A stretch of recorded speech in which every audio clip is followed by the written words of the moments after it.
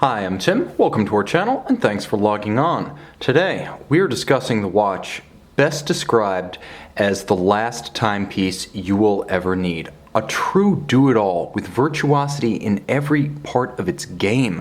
This is the Patek Philippe Nautilus Travel Time Chronograph 5990/1A-001. Released at Baselworld 2014, this watch is automatic winding, a flyback chronograph, a travel time, stainless steel, 120 meters water resistant, and a legendary line from one of the great names in high horology. You can see the spectacular all-arounder and make it yours on our website.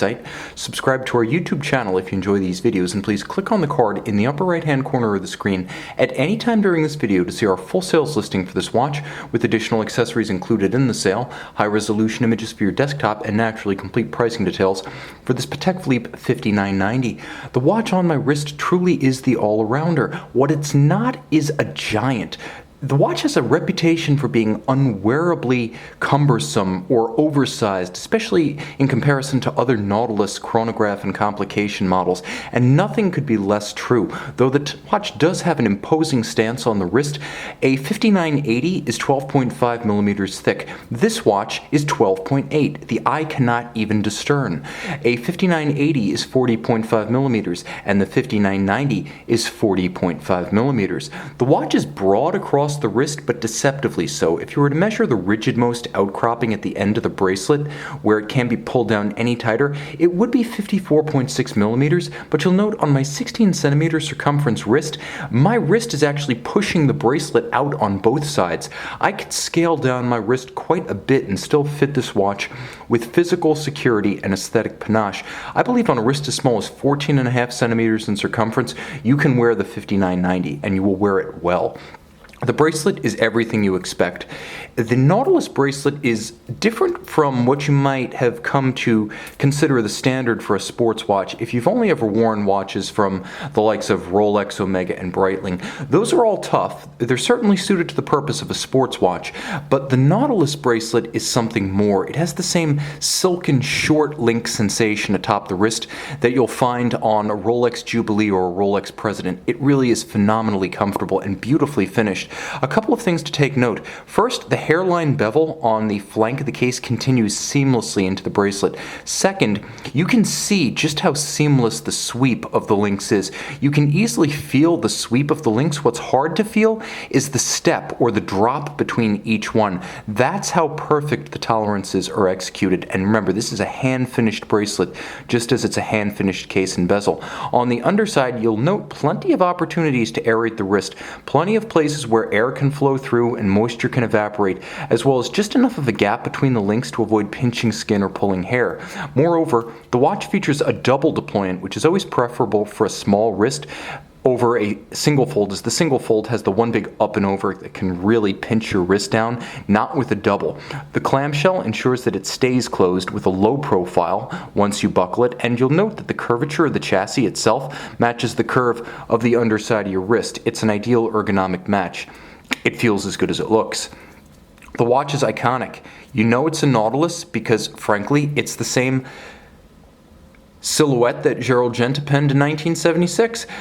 Patek perfectly integrates the travel time complication into the traditional 3 o'clock winglet, so you can see how the local hour can be set using the twin pushers. Moreover, the contrast between the somewhat recessed and polished chronograph pushers and the traditional wing on the 3 o'clock side ensures that they don't read as one big mass of metal, so you still have that Nautilus profile intact, present, and correct. The case is as beautifully finished as the bracelet, and you can note the different planes, the curves and the creases, the polished and satin finish. The detailing is exquisite, and though this watch is perhaps a versatile timepiece in a sporting mode, nevertheless, it could easily pass off as a dress timepiece because of the degree of the finishing quality on the outside.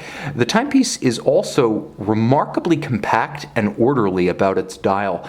A date, a chronograph, local and home time day-night indicators, and 2 time zones could crowd a dial that's frankly contained in a traditionally sized Nautilus bezel, but Patek Philippe perfectly arrays everything with an elegance and simplicity that makes it readable without crowding. First, you have a date, radial date, at 12 o'clock, which serves as a nice juxtaposition and counterbalance to the mono counter for chronograph minutes at 6 o'clock. A lot of folks felt with the 5980 that the mono counter was a bit dissonant or disruptive, imbalanced. Here we have a perfect balance because the watch winds up looking like a twin register chronograph. Furthermore, not every travel time watch or dual time watch gives you an AM/PM distinction for both time zones, so that's a welcome refinement that also helps to balance the dial. The radial date is easy to read, all of the printing is white on dark, and you'll note that you can even hide the reference time zone hand when you don't need it to clean up the dial. Ingenuity is strong with this one. All of the indices as well as the handset center are white gold to avoid tarnishing and corrosion, and they do have luminescence, so there will be a lume shot at the end of this video. The watch features a chronograph functionality that Patek doesn't advertise very well, but it's a flyback. You can reset it and restart it with a single push of the reset trigger. There's no need to first stop it and restart it. And if you like to have your constant seconds, there is no constant seconds dial, but you can leave the chronograph running because of the vertical architecture or vertical clutch architecture of the movement. The vertical clutch gives you that as well as seamless stop-start without jumping. Now you'll note that there is a gradient to the dial. It fades from a silver gray at center to almost black at the outer periphery. It's dynamic, always in flux. Even in the soft light of my light box, you can see how it's changing as the angle varies. It features the horizontal striation that's been a signature of the Nautilus since the beginning, and it's handsomely finished to the point that the countersink of the twin registers doesn't even disrupt the charisma of the traditional Nautilus dial. The balance, the subtlety, the combination of so much complication with a simple readout really is the ultimate achievement and the signature of this watch. As versatile as it is, it's the balance of the dial that stands out. Now the movement is based on Patek Philippe's CH28520. Let's get super close. Okay, now you can see how beautifully finished it is. Now this is the era of the Patek Philippe seal. Every Patek Philippe has had that signature since 2009, and all the 5990s have been made since 2014. It's the same level of finish you came to know and love and continue to know and love. The Geneva hallmark, the Patek Philippe seal, two ways of saying the same thing: outstanding finish. You'll note circular Côte de Genève atop the winding mass, as well as a circular Côte de Genève across the bridges, perfectly aligned, perlage across the base plate, and also some of the underlying mechanism. All of the screw heads black polished, all of the edges of the bridges perfectly chamfered with mirrored anglage. You'll note a Gyromax style balance for precise regulation as well as shock resistance, and a Spiromax hairspring, though you can't see it, is silicone and anti-magnetic. The watch is 120 meters water resistant, does have a screw down crown, so this is a full service sports watch. You'll also note the screwed in case back. Automatic winding with a 45 to 55 hour power reserve. The winding system has two refinements. First, ceramic rotor bearings. High efficiency, unlubricated winding better, as well as reducing long-term maintenance requirements, and a unidirectional winding system which in field tests has been proved to wind more efficiently than bidirectional. Now I mentioned there's a vertical clutch architecture to the chronograph, and yes, you have that, but there is also a column wheel function selector, so the watch has the crisp mechanical sensation, the almost rifle bolt-like precision of a column wheel function selector. Old school chronograph tech, but still the best in the business for feel and sensation. You'll also note that there is a gorgeous spiral micro perlage across the center of the rotor. This watch is full of surprises, and because of the depth and detail of the movement, it's the type of watch that yields a new surprise to you every time you look upon it.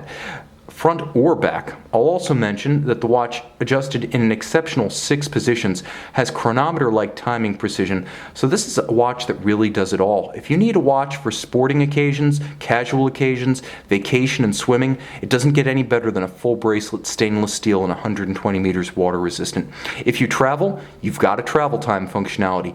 If you ever need to time anything from the intervals between meetings to cooking to billable hours, you've got the chronograph, and if you need just a little bit more, you've got a flyback chronograph.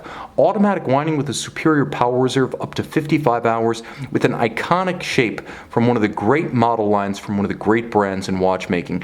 The 5990 is the one for all occasions. See it on our website. And we're back with the Patek Philippe Nautilus Travel Time Chronograph 5990. As you can see, it truly is the full service sports watch. See it with full accessories and boxed set on our website.